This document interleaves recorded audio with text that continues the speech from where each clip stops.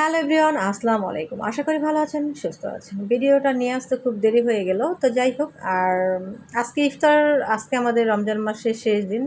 বলতে বলতে কিন্তু একটা মাস চলে গেল, কিভাবে চলে গেল টেরই পেলাম না। তো আজকে ভাবলাম যে কি খাবো, এত প্রচুর গরম পড়েছে, মানে শরবত খেতে ইচ্ছে করতেছিল বারবার, আর আমার খুবই শ্বাসকষ্ট হচ্ছে, যার কারণে শরবতটা খেলাম না। তো যাই হোক, নুডলসটা রান্না করে নিলাম। নুডলসটা রান্না করার পর হাজব্যান্ড বলতেছিল মুড়ি ভর্তা খাবে, তো মুড়িটা আজকে মুড়ি ভর্তাটা করার কোনো ইচ্ছেই ছিল না। নুডলসটাই ভাবছিলাম যে ইফতারে খেয়ে নিব, যেহেতু তেমন একটা ঝামেলা নেই রাতে। তারপর হাজব্যান্ড বললো মুড়ি ভর্তা খাবে, তো ওর জন্য মুড়ি ভর্তাটাও করে নিলাম। তারপর দেখেন, আগামীকাল যেহেতু ঈদ, এটার জন্য আমি সব কিছু প্রস্তুতি নিয়ে নিচ্ছি। দুধ এক পাশ থেকে অনেকটা দুধ আমি জাল করে নিয়েছি, আরেক পাশে কিন্তু আরেকটা পাতিলের মধ্যেও আমি ভালোভাবে জাল করে নিচ্ছি।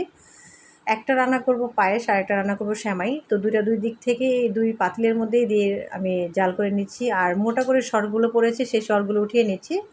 আমি একটা ফ্রেশ ক্রিম বানাবো, যার কারণে আমি মানে বারবার জাল দিয়ে এটাকে সরটা উঠিয়ে নেওয়ার জন্য বারবার জাল দিতেছি। তো যাই হোক, রাতে খাবারের জন্য ডিম ভুনা করে নিলাম শর্টকাটের মধ্যে, যেহেতু সেহরিতে কোনো ঝামেলা নাই, তো ভাবলাম যে ডিম ভুনাটা করি এই রাত্রে খাওয়ার জন্য। তো এই রাতে খাওয়ার জন্য খেয়ে তারপর দেখেন রাত প্রায় 10:30 বাজে।